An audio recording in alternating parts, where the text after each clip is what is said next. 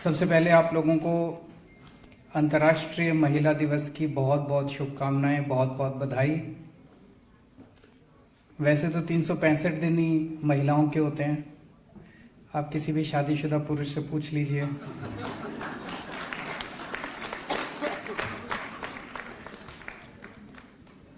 लेकिन मुझे लगता है कि ये एक स्पेशल दिन होता है। This is about celebration of women power. और इस हॉल में आने के बाद अभी तक की पिछले मैं 1 घंटे से हूँ, 1 घंटे की जितनी भी कार्रवाई देखी, उस कार्रवाई को देखने के बाद लगता है कि it is about celebration of women power. यहाँ पे किस्म किस्म के, कितने किस्म के, भांति भांति के की महिलाओं को, पुरुषों को अवार्ड दिए गए।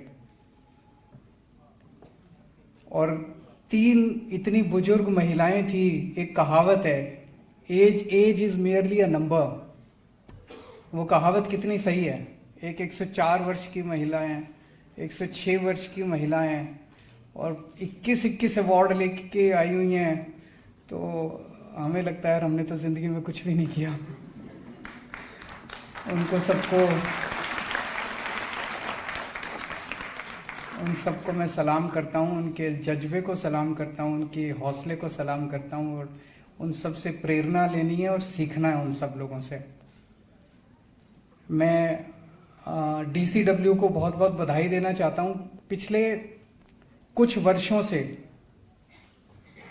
DCW ने, जब से स्वाति मालीवाल जी अध्यक्षा बनी है, उन्होंने ये अवार्ड का सिलसिला चालू किया।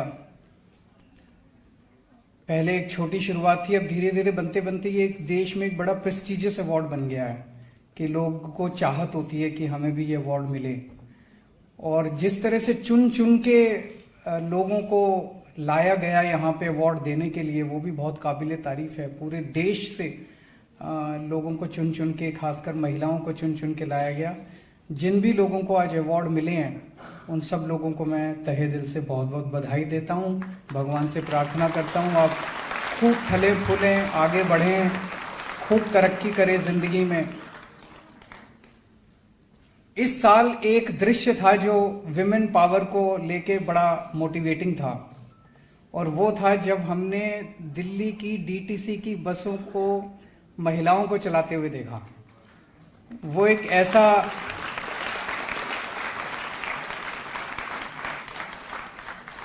ऐसा एरिया माना जाता था जहां सोचते थे कि महिलाएं बसें नहीं चला सकती।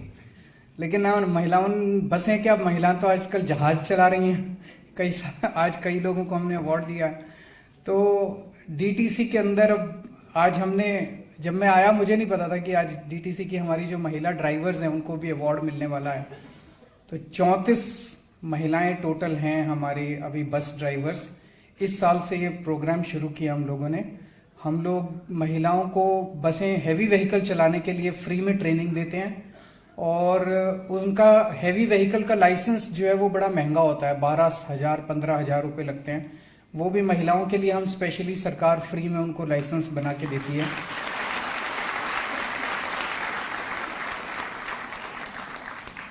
और अभी जब स्टेज पे अवार्ड लेने आई, मैंने एक एक से पूछा तो they are really enjoying it. उनको बहुत मज़ा आ रहा है बस चलाने में। सो ये बहुत अच्छी बात है। बसों के अंदर हमने मार्शल्स लगाए थे महिलाओं की सेफ्टी के लिए। और पिछले दिनों में मैं काफ़ी सोशल मीडिया पे देख रहा हूँ कि काफ़ी सारी महिलाएं उसके बारे में अपने एक्सपीरियंसेस शेयर करती हैं कि किस तरह से पहले बसों में चढ़ना और बसों में सफ़र करने में वो हिचकिचाया करती थी, क्योंकि कोई लोग उनको तंग करते थे, छेड़ते थे, गलत तरह से टच करते थे। अब वो सिलसिला जैसी कोई करता है तो वो मार्शल की मदद लेती हैं। कोई चोरी होती है, छोटी मोटी, मार्शल की मदद लेती है। हर बस के अंदर बस मार्शल्स होते हैं जो कि खासकर महिलाओं की सुरक्षा के लिए या किसी भी अपराध के लिए वहां मौजूद होते हैं। और कई सारे बस मार्शल्स ने इस दौरान महिलाओं की मदद की है। और सोशल मीडिया पे जब मैं पढ़ता हूँ, महिलाएं अपने एक्सपीरियंसेस लिखती हैं कि किस तरह से अब दिल्ली की DTC की बसों में सफ़र करने में उनको सेफ महसूस होता है। तो हमें अच्छा लगता है कि ये हमारा एक्सपेरिमेंट सफल रहा। उसी तरह से बसों के अंदर CCTV कैमरे भी हर बस के अंदर अब लगा दिए गए हैं और उससे भी महिलाओं को सुरक्षित महसूस हो रहा है। पूरी दिल्ली के अंदर अब कोने कोने में सीसीटीवी कैमरे लगाए गए हैं और पिछले 5 साल के अंदर जितने बड़े स्केल पे सीसीटीवी कैमरे लगाए गए हैं, पहले दिल्ली में हार्डली आपको कहीं सीसीटीवी कैमरे मिलते थे, लेकिन अब आपको ये जान के अच्छा लगेगा कि पूरी दुनिया के अंदर पर स्क्वायर किलोमीटर एरिया में सबसे ज्यादा सीसीटीवी कैमरे दिल्ली में लगे हुए हैं।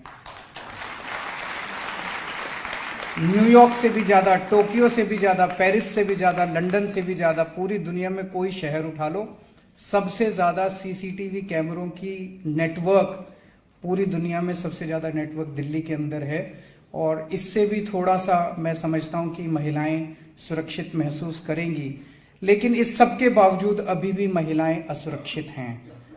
सारे एफर्ट्स के बावजूद महिलाएं असुरक्षित हैं और हमें और भी बहुत कुछ करने की जरूरत है। पिछले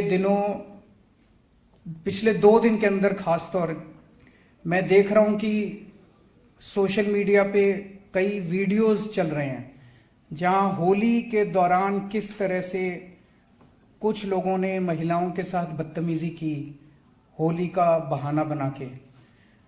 मैं समझता हूं कि अगर हमें महिलाओं को सुरक्षा देनी है या महिलाओं को सुरक्षित महसूस कराना है, तो उसमें डीसीडब्ल्यू का भी काम है, पुलिस का भी काम है, सरकार का भी काम है, लेकिन सबसे बड़ा काम तो समाज का काम है।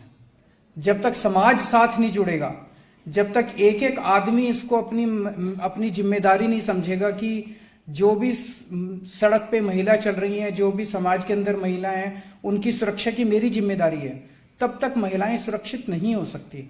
हम सबको इसे अपनी जिम्मेदारी समझना पड़ेगा। पर पता नहीं क्यों हमारे शहरों के अंदर एक ऐसा माहौल बन गया है कि हम सड़क पे चलते हैं, कुछ हो रहा है, मेरे को क्या, और हम निकल जाते हैं।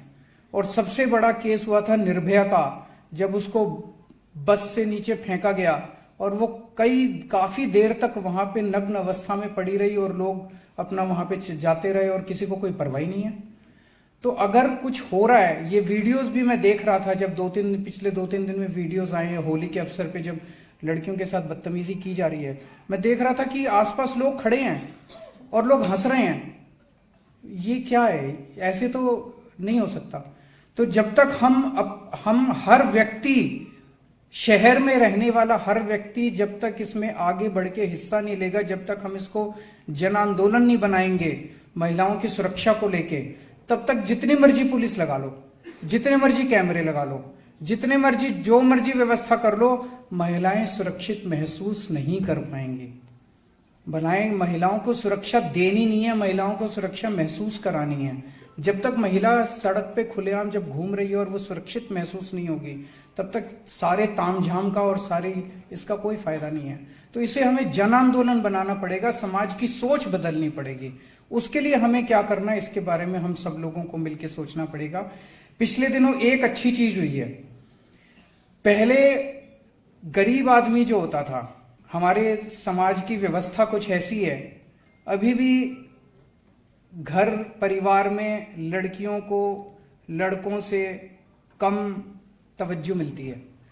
तो अगर किसी घर में 2 बच्चे हैं, एक लड़का एक लड़की है, और पिताजी के पास पैसे कम हैं, तो लड़के को कोशिश करके प्राइवेट स्कूल में भेजते थे पहले, और लड़की को सरकारी स्कूल में भेजते थे, क्योंकि सरकारी स्कूल में पैसे नहीं लगते थे, प्राइवेट स्कूल में पैसे लगते थे, उसको पैसे से बढ़ाते थे, इसका चलो पढ़ेगी नहीं पढ़ेगी ना सी। तो ये माहौल था। मुझे बड़ी खुशी है कि अब दिल्ली के सरकारी स्कूल प्राइवेट के बराबर हो गए, तो अब महिलाओं को भी, लड़कियों को भी अच्छी शिक्षा मिलने लगी है। बल्कि उल्टा हो गया, अब लड़कों को प्राइवेट से निकाल के सरकारी में भर्ती करा रहे हैं दिल्ली के अंदर। तो अब महिलाओं को दिल्ली के अंदर, बच्चियों को अच्छी शिक्षा मिलने लगी है और मैं समझता हूं कि उनका अच्छा भविष्य भी मिलेगा। एक बार फिर से सभी अवॉर्डीज को तहे दिल से बहुत बहुत बधाई।